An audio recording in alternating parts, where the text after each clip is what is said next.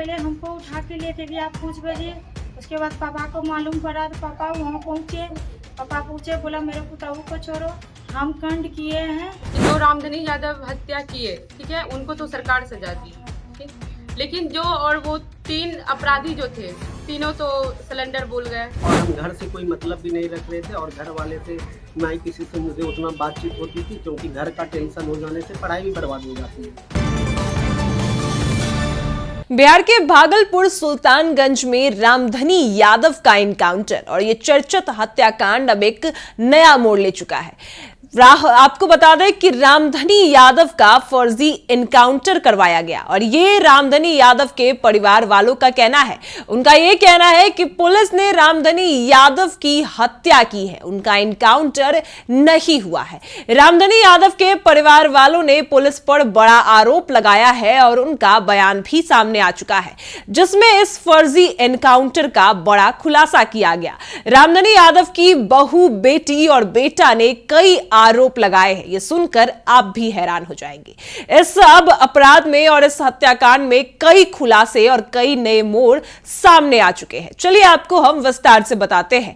नमस्कार, मैं कोमल और आप देख रहे हैं दर्श न्यूज।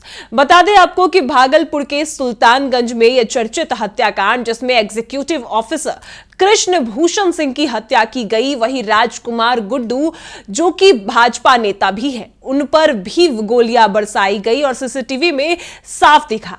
लेकिन इसके बाद कुछ ही घंटों बाद रामधनी यादव का एनकाउंटर हो गया और इस एनकाउंटर की चर्चा काफी ज्यादा होने लगी, क्योंकि पुलिस प्रशासन ने तुरंत जो ये एनकाउंटर है वो किया।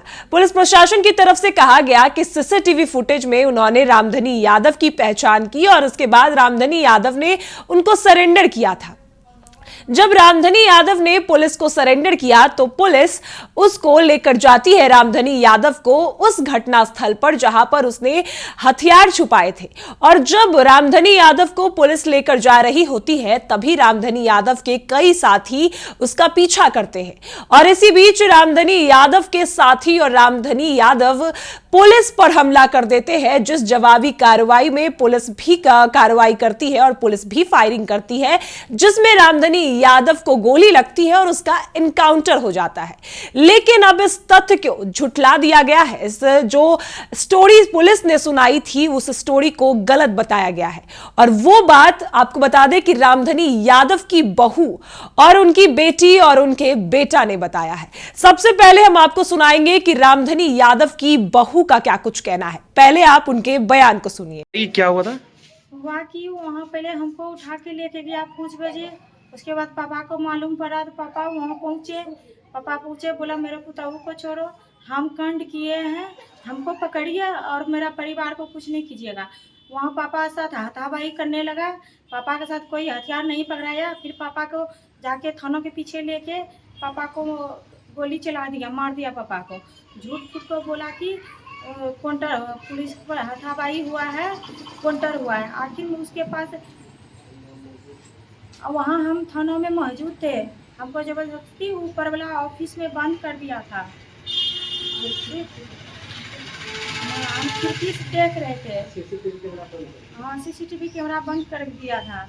और देख पापा को लेके आखिर में पापा को कोई हथियार नहीं पकड़ाया तो पापा के साथ काउंटर कैसे हुआ? हथियार पकड़ाता तब ना पापा साथ काउंटर होता। अगर पापा को दुकान के पीछे लेके गया, मार दिया प्रशासन, यानी कि थाना में ही? हाँ, थाना ही में मारा। उसके बाद बोला कि दूसरे जगह लेकर गए सामान गोली खोजने के लिए, वहाँ का वो नाम लगा दिया है, हल्ला करवा दिया। हाँ, हल्ला करवा दिया है कि बाहर में काउंटर हुआ, मगर पापा को वहीं थाने में मारा है। थाने में मारा है? हाँ, थाने में मारा है। पापा के 4 बजे सुबह में लेके गया है झूठ फूट को। हमको 11 बजे जाके 11-12 बजे के बीच में हमको डायरेक्ट बोलता है, चलिए रामधनी यादव का बॉडी लेने। हम बोले मेरा पापा यहाँ पकड़ाया, हाजिरी हुआ तो मेरे पापा का बॉडी वहाँ कैसे चल गया? हाँ, आखिर में कैसे मरा ये तो हम लोग भी जानेंगे। तो पुलिस क्या बोली? कुछ नहीं बोले, पुलिस हट गए। आज सीधा धमकी देने लगा कि आपको भी ससुर की तरफ पहुँचाएंगे ऊपर। पुलिस? हाँ। क्या नाम हुआ आपका? बेबी कुमारी। किसकी पत्नी है आप? सनी कुमार का। तो सुना आपने, जायकोर रामधनी यादव की बहू ने यह बताया कि उनकी थ्योरी, जो पुलिस ने जो थ्योरी बताई, जो स्टोरी बताई और एनकाउंटर की जो स्टोरी बताई, वो बिल्कुल मैच नहीं करती है रामधनी यादव की बहू से। रामधनी यादव की बहू का कहना है कि जिस दिन ये हत्या हुई और जिस दिन ये मुठभेड़ हुआ, उस शाम को पुलिस 4-5 बजे के करीब रामधनी यादव की बहू को उठाकर ले जाती है और उसके बाद उठाकर ले जाने के बाद कमरे में बंद कर देती है और थाने के सीसीटीवी फुटेज को भी बंद कर दिया जाता है। और इसी क्रम में रामधनी यादव पुलिस को सरेंडर करने पहुंचते हैं और रामधनी यादव पुलिस से यह कहते हैं कि जिसने गलत किया, जिसने हत्या की, आप उसे गिरफ्तार कीजिए, बेवजह किसी और को परेशान मत कीजिए, मेरी बहू को छोड़ दीजिए। लेकिन इसी बीच क्या होता है कि पुलिस रामधनी यादव को थाने के पीछे ले जाती है और इसके बाद उनकी हत्या कर दी जाती है। यह रामधनी यादव की बहू का कहना है, आपने सुना। इसके बाद हम आपको सुनाते हैं कि रामधनी यादव की बेटी का क्या कुछ कहना है। ये बताइए कि जो घटनाक्रम है उसको लेकर आप क्या कहेंगे? हम सरकार से यही मांग करना चाहते हैं कि जो रामधनी यादव हत्या किए, ठीक है, उनको तो सरकार सजा दी, ठीक, लेकिन जो और वो 3 अपराधी जो थे, तीनों तो सिलेंडर बोल गए, लेकिन इसमें नीलम देवी और सन्नी यादव और मनीष कुमार क्या किया है? सरकार से हम यही बार बार, कोई भी प्रशासन पदाधिकारी आते हैं बोलते हैं क्या, अभी तो प्रशासन के दबाव से दोनों बच्चे और माँ मेरी साइड है कि प्रशासन का ठंडा होगा तो फिर बोलेंगे, लेकिन ये चीज़ तो सच नहीं है ना। सरकार जब खुद प्रूव कर रहे हैं कि रामधनी यादव ऐसा किए, तो फिर इसमें सन्नी कुमार और मनीष कुमार और नीलम देवी कहाँ है? ये जो इनकाउंटर हुआ, इसको आप किस नजरिए से देखती हैं? इनकाउंटर हुआ, ये चीज़ तो सरकार वो विश्वासघात किए, क्योंकि विश्वास के कारण ही ना वो पापा हर समय सोचे कि सिलेंडर प्रशासन पे हर समय विश्वास करते थे कि मुझे दुश्मनी जब चारों बगल से घेर लेगा दुश्मन, तो प्रशासन मुझे बचा लेगी, इसीलिए ना वो सिलेंडर किए। वो कोई भी कांड किए, पहले भी किए या बाद में भी किए, वो कोई भी कांड करके प्रशासन के हैंड ओवर हो जाते हैं। अभियंता की हत्या, इसको आप किस सिले से देखती हैं? अभियंता की हत्या है, ये बहुत अफसोस की बात है, ऐसा नहीं होना चाहिए, लेकिन उनकी हत्या रामधनी यादव अपने दिल से भी नहीं करने गए, वो खुद अथी में आग में कूद पड़े, मतलब बहादुरी दिखाने के लिए वो कूद गए। मतलब कुल मिलाकर अभी आपका परिवार है वो किस विपत्ति से चल रहा है, कैसे, क्या, कितनी, मतलब जो पुलिस दबिश है उसके बारे में क्या कहेंगे? पुलिस तो रात दिन तबाही कर रखा है, अभी कुर्की कर देंगे, बुलडोजर चलवा देंगे, गाड़ी सब लेके चल जाएंगे। अभी क्या देख रही हो, अभी रोती हो, जिसका पूरा अभी बुलडोजर चलवा देंगे, एक एक ईंट उठा के ले जाएंगे। परिचय दीजिए।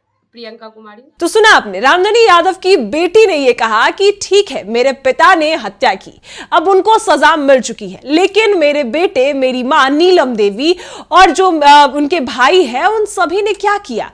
उन सभी को पुलिस क्यों परेशान कर रही है? घर को तोड़ने के लिए क्यों धमकी दे रही है?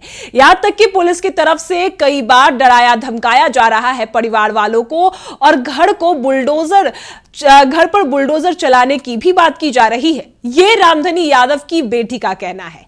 अब रामधनी यादव के बेटे का क्या कुछ कहना है, वो भी आपको सुनाते हैं। बताइए, आप क्या कर रहे हैं और ये इस घटना को किस नजरिए से देखते हैं?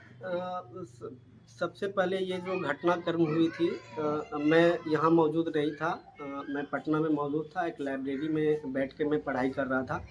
और क्योंकि मेरा 1.5 मंथ के बाद एग्ज़ाम था मेंस का, जो भी रेलवे का पेपर मेरा पीटी निकला हुआ है उनका एग्ज़ाम था, तो उन्हीं सिलसिले में, और हम घर से कोई मतलब भी नहीं रख रहे थे और घर वाले से ना ही किसी से मुझे उतना बातचीत होती थी, क्योंकि घर का टेंशन हो जाने से पढ़ाई भी बर्बाद हो जाती है।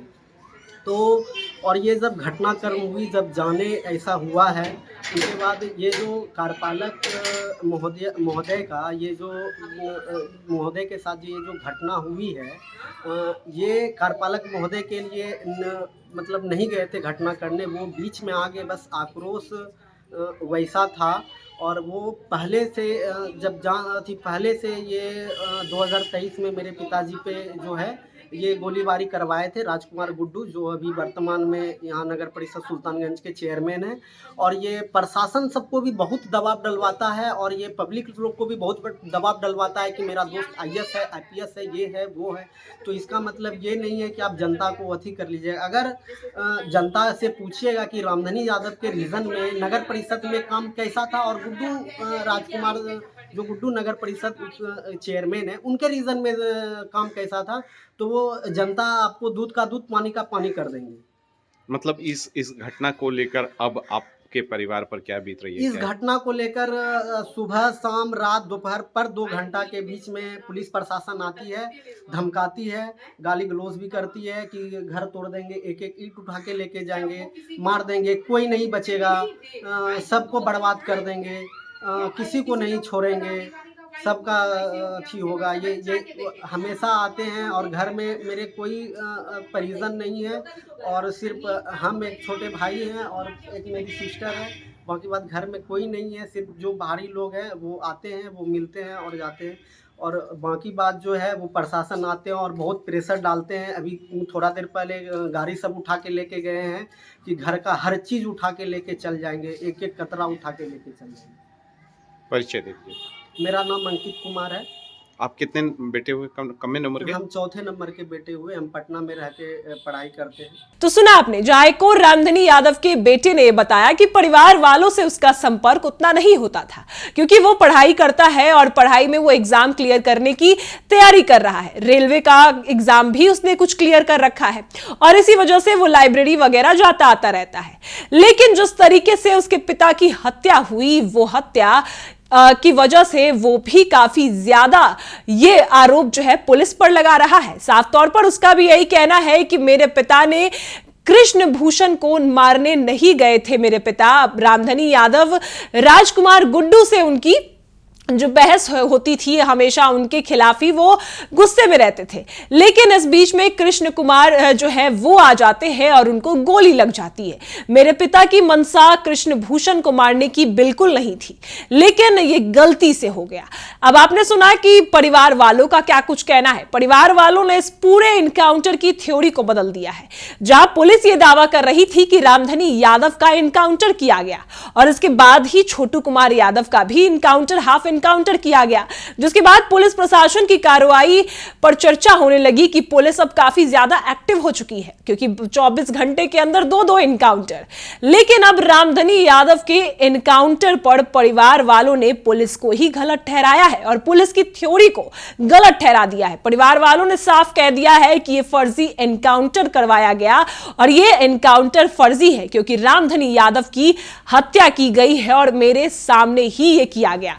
पुलिस उनको थाने के पीछे ले जाती है और यह हत्या करती है। तो जो मुठभेड़ वाली कहानी थी वो बिल्कुल झूठी है जो पुलिस ने सुनाई। ऐसा रामधनी यादव के परिवार ने साफ साफ खुलासा किया है। आपने सुना कि क्या कुछ रामधनी यादव के परिवार वाले कहते नजर आए। इस चर्चित हत्याकांड में अब पुलिस क्या जवाब देती है ये देखना है। सभी यही कह रहे हैं, रामधनी यादव के परिवार का भी ये कहना है कि पुलिस इस बात पर कोई जवाब नहीं दे पाई, लेकिन अब सभी को जवाब का इंतजार है कि क्या सच में रामधनी यादव का एनकाउंटर हुआ ये या फिर ये एनकाउंटर फर्जी एनकाउंटर था, क्योंकि परिवार वाले यही आरोप लगा रहे हैं। अब आपके इस पर क्या राय है वो हमें कमेंट में जरूर बताएं और देखते रहें दर्श न्यूज।